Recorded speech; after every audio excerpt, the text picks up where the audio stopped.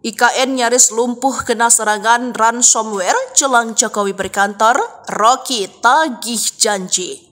Isu serangan ransomware terhadap Pusat Data Nasional sementara mengiringi isu batalnya Jokowi berkantor di IKN akhir Juli hingga mendapat kritik tajam dari Rocky Gerung. Diketahui rencana Jokowi berkantor akhir Juli atau tepatnya tanggal 23 Juli batal.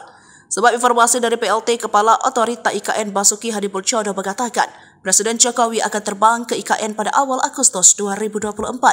Pak Jokowi tanggal 4-8 Agustus. Rencananya ya, saya tanya itu Agustus jadi ke IKN, kata Basuki saat ditemui di kantor Kementerian PUPR Jumat lalu, 19 Juli 2024. Sementara itu informasi serangan ransomware diungkapkan oleh Kementerian Pekerjaan Umum dan Perumahan Rakyat yang IKN juga ada terdampak serangan ransomware pada PDNS, kata Direktur Jenderal Bina Konstruksi Kementerian PUPR Abdul Muiz dikutip Rabu 24 Juli.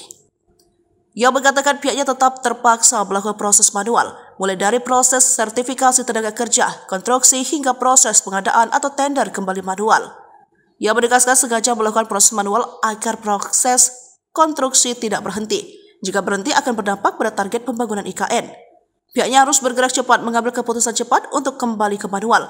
Jika tidak, maka waktu akan hilang, habis, maka itu akan menjadi pembangunan infrastruktur di IKN juga akan mundur, ujar Muiz.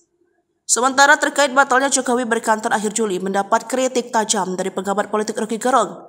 Ia mengatakan Jokowi seharusnya pindah ke IKN pada Selasa 23 Juli pukul 2 siang. Sebab Menteri Basuki sangat konsisten saat Jokowi mengatakan belum mau pindah ke IKN karena belum ada listrik dan air. Menteri Basuki berjanji jika air dan listrik akan rampung pada bulan Juli 2024. Basuki bahkan sejak lama sudah menyatakan pertengahan Juli air akan masuk. Sementara listrik sudah masuk. Menurut Rocky, gerak Menteri Basuki ini seolah ingin mengingatkan Presiden bahwa janjinya harus ditepati.